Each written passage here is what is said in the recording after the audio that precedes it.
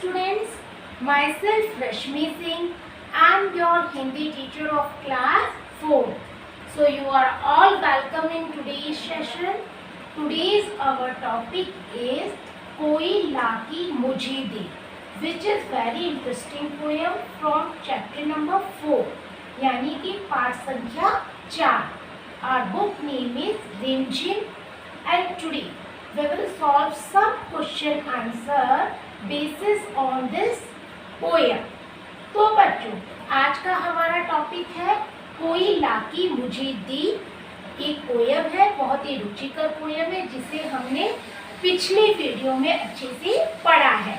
तो बच्चों, आज हम इससे संबंधित कुछ प्रश्नों को यहाँ पर सॉल्व करेंगे. तो बच्चों, प्रश्नों को सॉल्व करने से पहले मैं आपको आपकी कोर्स बुक दिखाती हूँ. तो बच्चों, ये है आपकी कोर्स बुक रिमझिम फॉर क्लास 4. और बच्चों, आज का हमारा टॉपिक है कोई लाकी मुझे दे, जिस पोएम को हमने पिछले वीडियो में पढ़ा है. तो आज हम इससे रिलेटेड कुछ प्रश्नों को यहाँ पर सॉल्व करेंगे. तो बच्चों, प्लीज ध्यान से ब्लैक बोर्ड की तरफ देखिए. अपनी नोटबुक या जो आप जिस कॉपी में लिखते हैं वो निकाल लीजिए. तो यहाँ पर प्रश्न नंबर 1, इस कविता की रचनाकार कौन है? यानी कि इस कविता की रचना किसने की है, किसने इस कविता को लिखा है?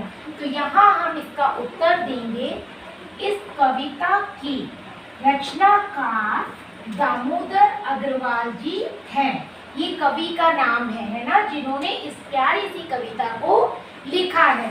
इस नाम को हमें अच्छे से लर्न करना होगा और अपनी कॉपी में लिखना होगा.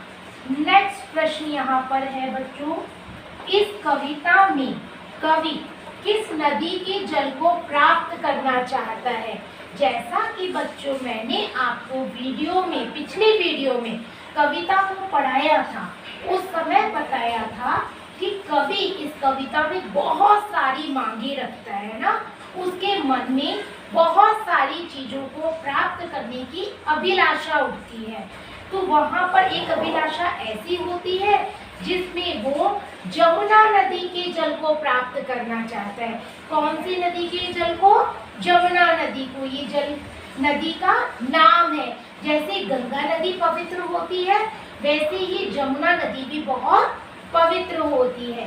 तो इस नदी के पानी को वो प्राप्त करना चाहता है. नेक्स्ट, कवि छाता क्यों चाहता है बच्चों? जरा सोचिए. जब मैंने आपको ये पोएम पढ़ाई थी तो उस समय वहाँ पर एक वाक्य आया था कि कवि ने यहाँ पर छाते की मांग की है. तो छाते की मांग क्यों की है बच्चों? क्योंकि छाता हमें क्या करता है बच्चों? धूप से भी बचाता है तथा बारिश वाले मौसम से भी बचाता है. तो यहाँ पर कवि जो है छाता धूप से बचने के लिए चाह रहा है. और यहाँ आप लिख सकते हो कि बारिश से भी बचना चाहता है. नेक्स्ट बच्चों, प्रश्न यहाँ पर है, कवि किताब की मांग क्यों कर रहा है? बच्चों देखो, जैसा कि मैंने आपको कविता को पढ़ाया, उस समय बताया था, कुछ बच्चे ऐसे होते हैं जिन्हें कहानियाँ पढ़ने का बहुत शौक होता है, नई नई चीज़ों को जानने की वो बहुत इच्छुक होते हैं.